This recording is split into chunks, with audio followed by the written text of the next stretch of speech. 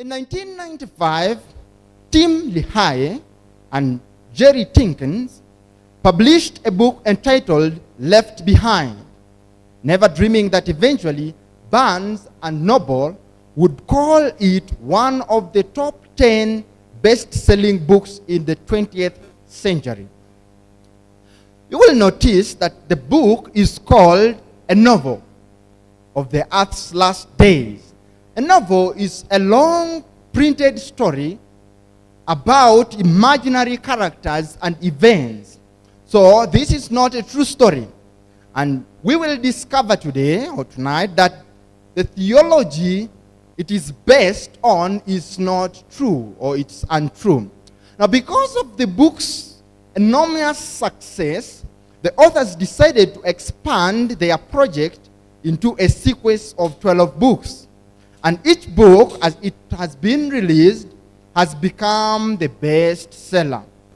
And the novels have been labeled the most successful Christian fiction series ever by publishers of weekly magazine.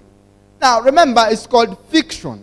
Remember, it is imaginary, the imaginary events and people.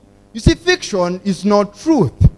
There have been a number of movies produced based on the Left Behind series, or the Left Behind novel stories. And they too have been very successful. The Left Behind story or series begins with the disappearing of the righteous and the rapture. They call it the secret rapture. While the wicked are left behind. One internet site advising the Left Behind books states that in one chaotic moment, millions of people around the world suddenly disappeared, leaving their clothes, wedding rings, eyeglasses, and shoes in crumpled piles. Mass confusion hits while vehicles, suddenly unmanned, veer out of control, fire erupts, and hysteria breaks out as the living stare in disbelief and fear at the empty places where the loved ones were just seconds before. It says this is the rapture that God has planned as the first sign to begin the unraveling of the end time. That's how they advertise them. Now, the word rapture is not found in the Bible, but the concept is found in the Bible. Rapture means the catching away or the catching up of the saints to heaven. Now, according to the novel, or according to those movies, when the rapture takes place, headlines will read like this: millions mysteriously vanish. All children have disappeared. That is the news. Massive traffic snarls due to missing drivers. Planes crash, trains wreck as pilots and engineers disappear. They say that's what the news will be broadcasting. But now, here is the big question. Is this a fictitious story based on Bible truth? We will find today in our study. The magazine back in Feb 2005 said this about the Left Behind novel series. The book, that is Left Behind, and its 11 quills have set the image that many people, believers and non-believers alike, now have about how the world will end. I hope you have ever watched these movies, whereby you see people, they call them the Left Behind series, and people just vanish. The car just, you look for the driver and the driver has gone, and they call it rapture. It says, this magazine said, in terms of its impact on Christianity, says Jerry Falwell, it is probably greater than that of any other book in modern times outside the Bible. But the question, amidst all the hype, amidst all the excitement of the novel, has truth also been left behind in the Left Behind series? Maybe truth has been left behind also. We know that the devil is the master deceiver. Could it be that the Left Behind novels series has been used by the devil to deceive people concerning how Jesus will come? Has truth been left behind in the Left Behind series? Does the devil has a deception regarding the return of Christ? Is the Left Behind series or novel series part of his deception? Jesus himself warned us to beware of deceptions concerning his return. Let's read the warning in Matthew chapter 24, verse 23 up to 27.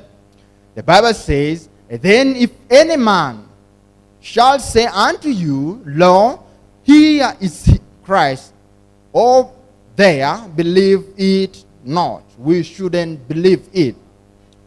"For there shall arise false Christs and false prophets, and shall shew great signs and wonders, insomuch that if it were possible, they shall deceive" who? The very elect. "Behold, I have told you before. Wherefore, if they shall say unto you, Behold, he is in the desert, go not forth. Behold, he is in the sacred chambers." What's the word? Sacred chambers. "Believe it not." Why not? "For as the lightning cometh out of the east, and shineth even unto the west, so shall also the coming of the Son of Man be." So, here in Matthew 24, Jesus outlines 3 areas of deception. Number 1, deception about the personage or the person of Jesus. He says, false Christs will arise. The number 2, deception about the place, that they will tell you here or there. The number 3, deception about the manner. They will say it is a sacred event. Now let's look at these 3 deceptions in more details. We will take the first 2 deceptions together. The person and the place. Do you suppose that before Jesus Christ comes back literally in the clouds of heaven, the devil would come claiming to be Jesus returning to this earth? Do you think that he will try to trick some of the Christians? The answer is yes, friends. The Bible, in fact, predicts that. Let's read that in 2 Corinthians chapter 11, verse number 14. 2 Corinthians 11, verse number 14. It says, "And no marvel, for Satan himself is transformed into an angel of light. He appears not as an ugly monster, but he can appear as the angel of light." Now suppose, friends, that you put on your TV and then the announcer is very excited and he tells you Christ has come back. He is in Kampala, or maybe he is in Jerusalem, or he is in Rome. There on the TV you see a very dazzling being looking so beautiful, maybe looking like the pictures that you have ever seen of Jesus. What will you do? And you see he's looking like the paintings that you have ever seen of Jesus. And you see multitudes of people flooding to him. And you see him healing the sick, casting out devils, or maybe even appearing to raise the dead. You hear him speak the same word, the gracious words that Jesus used to speak. What would you do? You say, well, I guess I would go there and see him. Would you, friends? Would you go there? You might if you don't know how the real Christ will come. If you don't know how to differentiate the real Christ and the impostor, you will run there to see